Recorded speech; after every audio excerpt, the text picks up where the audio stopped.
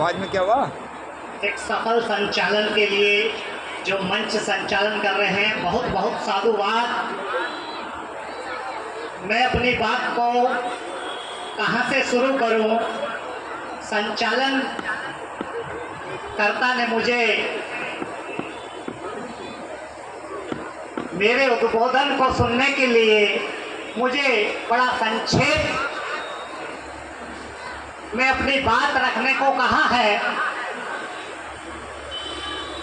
मुझे समझ नहीं आ रहा कहाँ से शुरू करूं, पता नहीं कैसी लगे। इस बात की परवाह नहीं करता,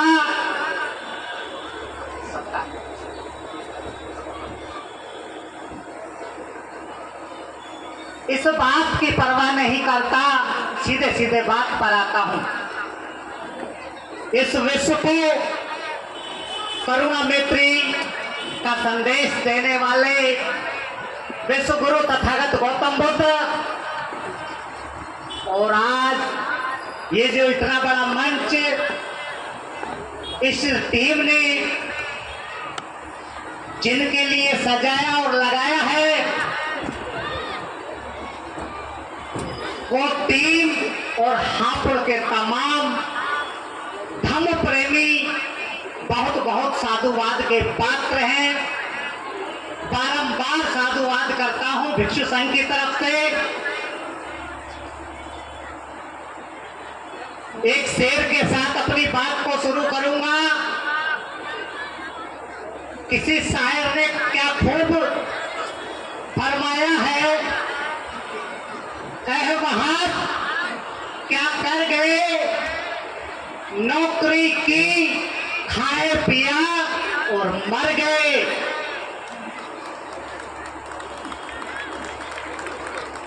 मुझे नहीं पता किसे अच्छा लग रहा है, किसे बुरा लग रहा है, मैं बाकी से अपनी बात को कह रहा हूं। और इस सदन का एक मार्मिक दृष्टांत के माध्यम से ध्यान आकर्षित करना चाहूंगा। आज जिसके लिए यह मंच लगा है, परम पूज्य बोधिसत्व बाबा साहब डॉक्टर अंबेडकर जी की पुण्य स्मृति में, आज मैं उस बात को शुरू करूंगा। प्रोफेसर राजकुमार जी हमारे बीच नहीं है, मंत्री जी हमारे बीच नहीं है, कोई बात नहीं, अगर वो सुनते तो ज्यादा बेहतर होता।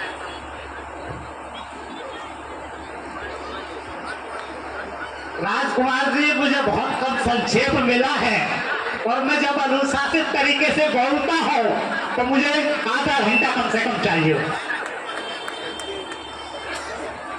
मुझे नहीं पता मेरे जैसा आदमी था भिक्षु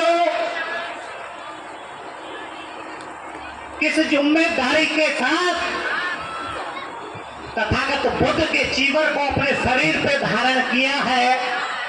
मुझे नहीं पता आप लोग बाबा साहब की लायक संतान है और बाबा साहब के मिशन और कारवा और उनके आंदोलन को किस बात का चलाते हैं, मुझे नहीं पता। मगर मुझे इतना जरूर पता है कि मुझे जो जिम्मेदारी दी गई है उस पर चलने के लिए संकल्पबद्ध कटिबद्ध हो। अनुशासन भिक्षु संघ के अनुशासन 227 नियमों का परिपालन करके अपने जीवन में उतार के कटिबद्ध हूं। एक छोटे से दृष्टांत से बात को शुरू करूंगा। एक बार पुनः संचालनकर्ता का ध्यान आकर्षित करना चाहूंगा, थोड़ा सा अवधि 3 मिनट और बढ़ाइए। सदन की अनुमति है मेरे जैसे अगले से भिक्षु को सुनने की।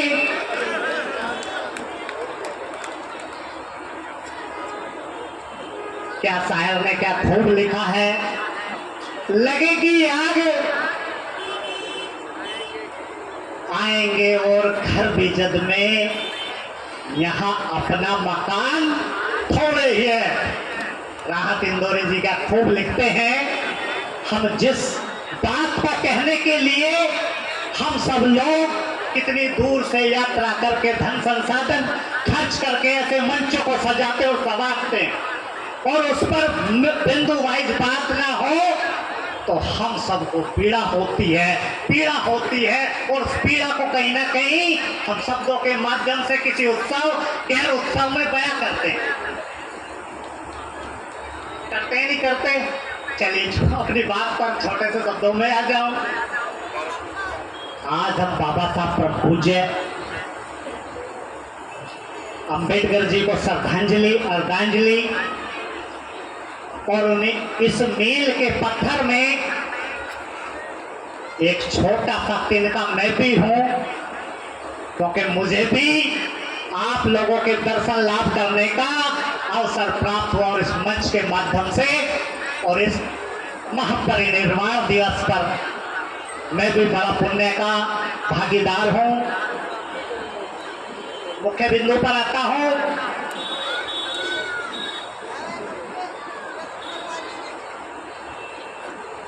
आप काफी बुद्धिजीवी हैं, सब जानते हैं, सब समझते हैं। बाबा साहब के जो पीए थे नानक चंद रत्तू जी, बाबा साहब के दर्शन से जो मैंने पढ़ा है, अपने उद्बोधन में कह रहा हूं। जिस समय बाबा साहब का अंतिम समय था और वो अंतिम रात थी, बड़े गौर से सुनेंगे तो बड़े हृदय को मार्मिक घटना है। बाबा साहब किस उद्बोधन को सुन के इस प्रकृति से विदा हुए हैं, उस उद्बोधन पर बात कर रहा हूं। बाबा साहब नानक चंद रत्तू बाबा साहब के सर में तेल को लगाते हैं, बाबा साहब के पैर को दबाते हैं और बाबा साहब नानक चंद रत्तू जी को आदेश करते हैं कि रत्तू, जो मेरा आखिरी संस्करण है, मेरा आखिरी किताब है, वो फाइनल पर है, उसका मैंने कंप्लीट उस किताब को कर दिया है। उसका कवर पेज और पीछे वाला जो पृष्ठ है, उसकी पृष्ठभूमि बना ली जाए और वो किताब आप जानते हैं, सब जानते हैं, खुद और उनका धम बाबा साहब हमको देकर गए हैं। धम तो देकर गए हैं, धम के साथ साथ धम किस प्रकार चलेगा, भिक्षु किस प्रकार चलेगा, उपासक किस प्रकार चलेंगे, वो हमें नियम बाबा साहब खुद और उनके धम में देंगे। तो मैं आपका ध्यान आकर्षित करना चाहूंगा। बाबा साहब 14 अक्टूबर 1956 को बुद्ध के धम्म की दीक्षा पाते हैं चंद्रमणि महास्थविर जी से, बदन कौशल्यान जी से। और एक बात आपको आज सदन में ऐसी बता दूं, मुझे नहीं पता आपको पता हो या ना पता हो, मान्यवर कामरेड जी हमारे बीच नहीं है। कौन कामरेड जी? जो कौन सी पार्टी चलाते हैं? एवी वर्धन साहब बाबा साहब के उस मंच पर थे जब बाबा साहब बौद्ध धम्म की दीक्षा को स्वीकार कर रहे थे और बाबा साहब कह रहे थे कि आज मेरा पुनर्जन्म हो रहा है, नया जन्म हो रहा है। मैं ऐसे बुद्ध के वचन को अमृतपान समझकर अपने जीवन को धन्य मानता। बाबा साहब हमको ऐसा धम्म दिया। 14 अक्टूबर 1956 को हमको धम्म देते हैं और 50 दिन बाद बाबा साहब जब हमारे बीच से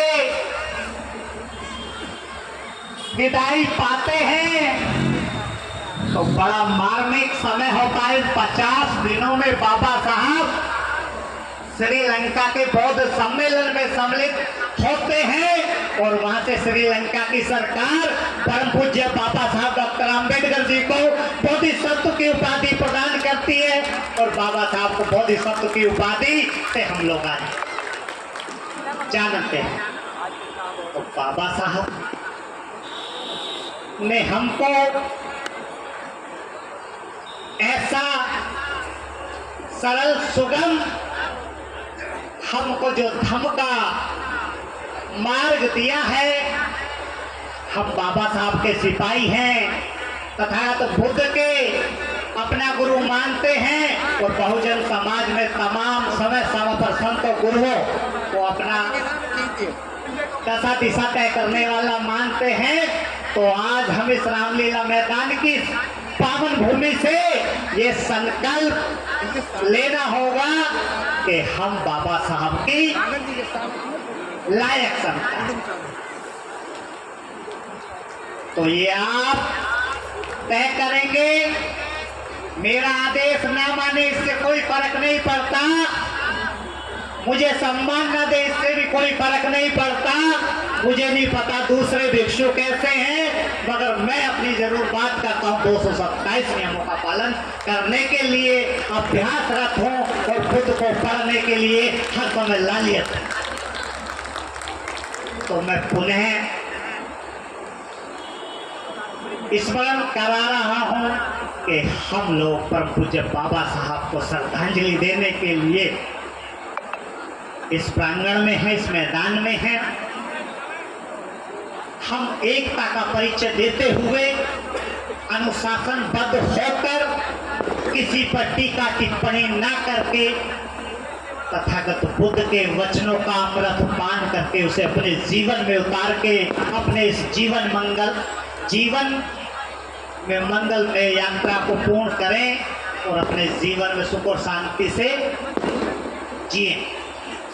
मैं एक बार पुनः धन्यवाद ज्ञापित कर दूं, बहुत बहुत साधुवाद ज्ञापित कर दूं जिन्होंने इस कार्यक्रम को अपने तन मन धन किसी भी तरीके से शिक्षा और संवारा है, वो बहुत बहुत धन्यवाद के पात्र हैं। और आप सब लोग सुनने वाले भी बड़े बड़े साधुवाद के पात्र हैं। बोलिए जय भीम, जय भीम। बहुत सुंदर, बहुत सुंदर। वाणी से जो समझाने का प्रयास किया है और बुद्ध के जो नियम हैं, जो संघ के विनय हैं, उनको सभी को पढ़ना ज़रूरी है। जब तक हम लोग पढ़ेंगे नहीं, हमें समझ नहीं आएगा कि धम्म सही मायने में बाबा साहब डॉक्टर अंबेडकर ने हमें क्यों दिया है।